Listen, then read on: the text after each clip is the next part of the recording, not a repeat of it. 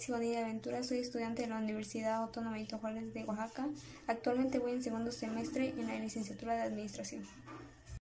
En este video hablaré sobre la Constitución de 1824. La Constitución fue promulgada el 4 de octubre de 1824. Declaró el carácter independiente de México como país, planteada como un pacto que dividía la República en 19 estados y 5 territorios. Modelo que utilizaron como guía fue la Constitución de los Estados Unidos de América y sus fundamentos fueron el liberalismo, federalismo y democracia. Derechos humanos. La Constitución de 1824 no contempló expresamente los derechos ciudadanos. El derecho de igualdad de los ciudadanos quedó restringido por la permanencia del fuero militar y eclesiástico. Soberanía.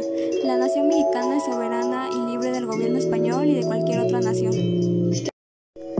División de poderes. El supremo poder de la Federación se divide en poder legislativo, ejecutivo y judicial. El poder legislativo es depositado en un Congreso constituido por 2 cámaras, un diputado y otro senador. El poder ejecutivo reside en una persona denominada presidente de los Estados Unidos mexicanos. El poder judicial reside en la Corte Suprema de Justicia, en los tribunales de circuito y en los juzgados de distrito. La Corte Suprema se compone de 11 ministros distribuidos en 3 salas y un fiscal. Sistema representativo. La nación mexicana adopta un gobierno de forma de república representativa popular federal. Estado e Iglesia. La religión de la nación es católica, apostólica, romana. Es protegida por las leyes y se prohíbe cualquier otra. Protección jurídica de la Constitución. La creación de un Estado de la nación soberano se planteó como algo necesario para consolidar la lucha de independencia. No podía un Estado considerarse libre mientras el poder no se ejerciera conforme a las leyes y a las instituciones creadas por la nación titular de la soberanía.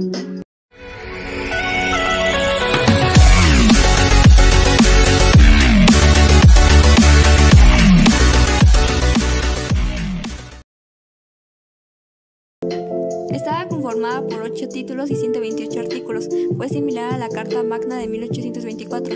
Implantó de nueva cuenta el federalismo y la república representativa, la cual constaba de 24 estados y un territorio y el Distrito Federal. Derechos humanos. Se promulgó el 5 de febrero. Ratificó la ley de desamortización y garantizó los derechos del hombre, libertad y derecho a la protección de leyes, libertad de educación y trabajo, libertad de expresión, petición, asociación, tránsito y de igualdad ante la ley. Soberanía. La soberanía reside del pueblo. División de poderes. Se dividió en ejecutivo, legislativo y judicial. Sistema representativo. Sobre la elección del presidente mediante el sufragio indirecto en primer grado y escrutinio en secreto. Estado e Iglesia. La Constitución de 1857 no logró aplicar el término de libertad de cultos, pero suprimió el principio de la intolerancia religiosa y estableció un Estado laico. Por lo tanto, la Carta Magna de 1857 es un gran referente histórico de la separación de la Iglesia y el Estado en México. Protección jurídica de la Constitución. Fue la primera que incluyó un capítulo especial de las garantías individuales o derechos del hombre y un sistema jurídico de protección de dichas garantías o derechos. Significó un retorno de modelo federal que junto con las leyes de reforma consolidó el Estado-Nación como una entidad separada de la Iglesia. La Constitución de 1917, todavía vigente casi 100 años después, consta de 137 artículos. Estos artículos definen lo que significa la ciudadanía, la organización de un gobierno, la reforma agraria y enumeran una serie de derechos humanos básicos para todos los mexicanos.